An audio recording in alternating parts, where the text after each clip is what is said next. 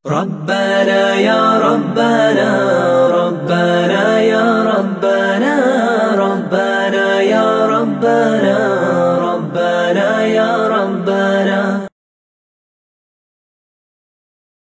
Baik. Apakah ada salat sunnah sebelum maghrib? Ada? Ada. Ya, namanya salat mutlak. Ada di hadis Abu Daud nomor hadis 1258. Abu Daud nomor hadis 1258. Salat sunnah yang terkait mungkin waktunya dekat dengan salat fardu yang 5 waktu itu, ini dibagi 2 bagian. Ini teorinya supaya dipahami dengan baik ya. Ada yang disebut dengan salat rawatib. Apa artinya rawatib? Kalau tidak tahu katakan. Baik. Apa artinya rawatib? Baik. Rawatib itu jamak dari kata ratib. Apa artinya ratib? Baik. Bukan Allah alam. Ratib itu adalah sesuatu yang tersusun dengan rapi atau berurutan sifatnya. Tersusun berurutan atau tersusun dengan rapi. Makanya diserap ke dalam bahasa Indonesia menjadi tertib. Tertibkan berurutan, rapi.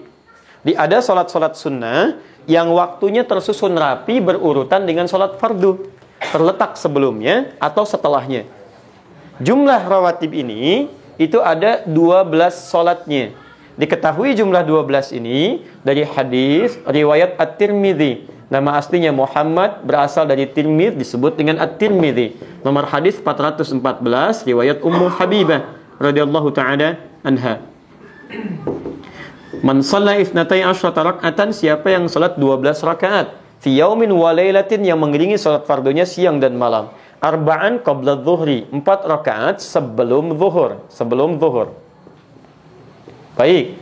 Perhatikan, raka'ataini ba'daha, 2 rakaat setelah zuhur. Kemudian raka'ataini ba'dal maghrib, 2 rakaat setelah maghrib. Raka'ataini ba'dal isya, 2 rakaat setelah isya. Wa raka'ataini qabla subhi, dan 2 rakaat sebelum subuh. 2, 4, 6, 8 tambah 4, 12. Jumlahnya 12 rakaat. Siapa yang konsisten mengerjakan ini selama hidupnya, Allah, sebelum dia wafat, terus dia kerjakan sampai meninggalnya, kata Nabi, bunyalahu bihinna baitun fil jannah. Akan dibalas oleh Allah kerja kerasnya ini dengan dibangunkan satu rumah untuknya di surga. Luar biasa. Ini. Nah, Ummu Habibah ketika mendengar kalimat Nabi ini, maka berkata pada dirinya, bima ma'na, laqad azamtu nafsi alla atrukaha tula hayati. Saya nggak akan pernah tinggalkan ini selama hidup saya. Bayangkan nggak? Ummu Habibah itu istri Nabi, orang paling mulia, Ummul Mukminin, di surganya bersama Nabi, jelas sudah punya rumah, kelasnya elit luar biasa. Ketika mendengar kalimat ini yang amalan sunnah, kata beliau, saya nggak akan tinggalkan ini selama hidup saya. Istri Nabi, dekat dengan Nabi, ahli surga, surganya terbaik, rumah paling elit, mendengar amalan sunnah, saya nggak akan tinggalkan. Ada perempuan, bukan di sini, di luar sana, bukan istri Nabi, tidak dekat dengan Nabi, belum jelas status surganya, amalan berantakan, hisab menegangkan. Masya Allah, ditawarin surga, rumah di surga, jangankan sunnahnya, yang wajibnya pun kadang terlambat. Cita-cita masuk surga Firdaus tanpa hisab. Masya Allah. Luar biasa. Nah, ketemu ini, teruskan, sebentar, teruskan dulu, belum selesai. Teman-teman sekalian, di sini kita temukan ada sebelum, ada setelah. Jelas? 4 rakaat sebelum apa? Zuhur. Dalam bahasa Arab kita tuliskan sebelum, bahasa Arabnya qabla. Zuhur. Qabla zuhri, sebelum zuhur. Jelas? Kalau kita ingin hilangkan kalimat yang kedua, misal ini disebut mudhaf ilaih, kalimat yang disandarkan. Kalau menunjuk kepada waktu, ingin kita buang ininya, supaya menunjuk pada kalimat yang dibuang, maka tambahkan ya setelahnya plus ta sebagai sifat. Asalnya qabla, ya, asalnya a, karena ada ya, maka huruf sebelumnya jadi i. Di qabliyah. Jelas ya? Maka kita dengar kalimat qabliyah, zuhur misalnya, itu maksudnya sebelum zuhur. Baik. Setelah, bahasa Arabnya ba'da. Setelah zuhur, ba'da zuhur. Di setelah, bahasa Arabnya apa? Ba'da. Kalau Anda sudah mengucapkan ba'da, jangan diucapkan setelah lagi. Itu 2 kata yang berulang sama. Paham ya? Kita ketemuan yuk. Kapan? Di mana? Di Masjid Indonesia. Kapan? Udah setelah ba'da asar deh. Setelah ba'da asar. Jadi kalau sudah setelah, itu ba'da. Tidak perlu menyebutkan keduanya lagi. Jelas ya? Ba'da zuhur. Hilangkan zuhurnya, muncul ya dengan ta'nya. Dikenal dengan ba'diyah. Paham sampai sini? Baik, saya simpan dulu ini. Jadi sebelum bahasa Arabnya apa? Qabla. Setelah? Ba'da. Baik, ketemu kalimatnya. Sekarang lihat. Ini 12 salat ini disebut apa? Rawatib. Kenapa disebut rawatib? Karena susunannya teriring langsung dengan salat fardu, baik sebelum atau setelahnya, dan punya fungsi melengkapi salat fardu. Jadi yang kurang di salat fardu dilengkapi oleh ini. Nah, ada salat ini di luar yang ini yang rawatib disebut dengan mutlak. Mutlak. Sifatnya ditunaikan, terdiri dari dua waktunya. Satu, ada yang memang berdekatan dengan salat fardu, tapi dia tidak punya fungsi menyempurnakan salat fardu. Fungsinya fungsi sendiri, terpisah dari yang fardu. Cuman waktunya berdekatan. Contoh, asar. Asar ini ada sunnahnya mutlak 4 rakaat. Ditemukan di Abu Daud nomor hadis 1257. Riwayatnya Ibnu Umar radhiyallahu taala anhuma. Ya, kata Nabi, rahimallahu ra'an shalla qabla al-'asri arba'an. Allah merahmati seseorang yang bisa salat 4 rakaat sebelum zuhur. Paham? 4 rakaat sebelum asar. Baik, 4 rakaat sebelum asar. Saya ralat 4 rakaat sebelum asar. Ini masuk kategori salat apa? Mutlak. Paham sampai sini? Baik, ada juga yang waktunya terpisah jauh dengan salat fardu. Misal tahajud, qiyamul lail, salat duha, ya salat wudu, salat tahiyatul masjid, salat di belakang makam Ibrahim. Maka ada salat yang kedua yang sifatnya terpisah jauh waktunya dari salat fardu. Di antara salat mutlak juga yang berdekatan waktunya dengan salat fardu, tapi dia mutlak bukan rawatib, adalah qabliyah maghrib. 2 rakaat. Dalilnya Abu Daud nomor hadis 1258. Ya, kata Nabi, lihat kalimatnya. Ya. Sallu qabla al-maghrib rak'atain liman yasha. Silahkan salat sebelum maghrib 2 rakaat bagi yang ingin. Ingat, ada kalimat bagi yang ingin. Beda redaksi ini dengan salat-salat yang lainnya. Wala tattakhidhuha sunnatan, tapi jangan dibiasakan. Apa maksudnya kalimat ini?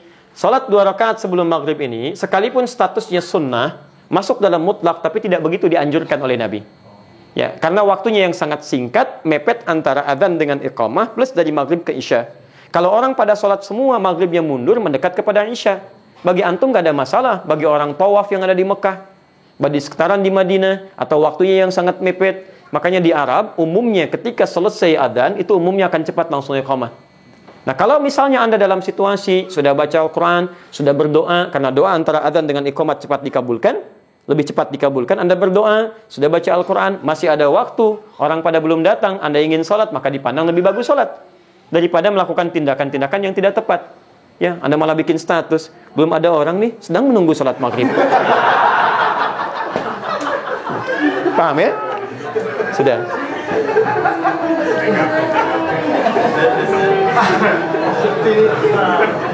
Dah. Baik. Saya tanya sekarang. Sudah? Baik, saya tanya sekarang. Ya, sebelum zuhur ada salat? Ada salat sunnah? Apa jenisnya? Rawatib. Setelah zuhur ada salat sunnah? Apa jenisnya? Baik, sebelum asar ada salat sunnah? Baik, tidak ada. Yang bilang tidak ada angkat tangan? Yang bilang ada angkat tangan? Yang tidak jelas gak usah ngangkat. Lihat, sebelum asar ada, kan kita bahas. Apa jenisnya? Mutlak. Baik ya, sebelum maghrib ada salat sunnah? Apa jenisnya? Mutlak. Ba'da maghrib ada salat sunnah? Ada. Apa jenisnya? Rawatib. Masya Allah. Sebelum isya ada salat sunnah? Apa jenisnya? Kan saya nggak pernah terangkan. Bagaimana Anda bisa jawab? Saya kan belum sebutkan. Baik ya, belum. Saya nggak sebutkan. Coba lihat, ada nggak sebelum isya? Jangan pernah mengarang, karena mengarang hanya dalam pelajaran bahasa Indonesia. Ya, kalau ada dalil silakan kerjakan. Sebelum isya boleh 2 rakaat, boleh. Masuk dalam konteks mutlak. Karena setiap antara adzan dengan iqamah kebolehan ada salat 2 rakaat. Ini mutlak sifatnya. Boleh. Ba'da isya ada? Apa namanya? Rawatib. Baik. Sebelum, apa bahasa Arabnya? Qabla. Baik. Sebelum salat? Qabliyah. Baik. Setelah, apa bahasa Arabnya? Ba'da. Setelah salat? Ba'diyah. Baik. Qabliyah zuhur ada enggak? Ada. Berapa rakaat? 4 rakaat. Ba'diyah zuhur? Berapa rakaat? 2 rakaat. Baik. Qobliyah asar? Ada. Berapa rakaat? 4 rakaat. Apa jenis qobliyahnya? Mutlaq. Jelas? Sebelum zuhur apa jenis qobliyahnya? Rawatib. Di sini seringkali orang keliru menduga bahwa kalau disebutkan qobliyah itu yang dimaksud rawatib. Ini sering keliru di sini. Sehingga ketika disebutkan nggak ada qobliyah asar. Ada qobliyah asar, yang nggak ada itu rawatib sebelum asar. Jelas ya? Qobliyah asar ada, jenisnya disebut dengan mutlak. Di qobliyah itu nama umum bagi setiap sholat yang ditunaikan sebelum sholat fardunya. Jenisnya bisa mutlak, bisa rawatib. Paham sampai sini? Alhamdulillah.